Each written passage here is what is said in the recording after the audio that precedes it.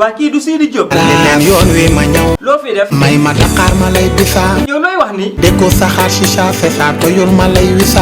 da nga wax lu ñu xam yow loo may jaay nii. fili baay. loolu kese nga may jaay. fili baay. permis nag. baay.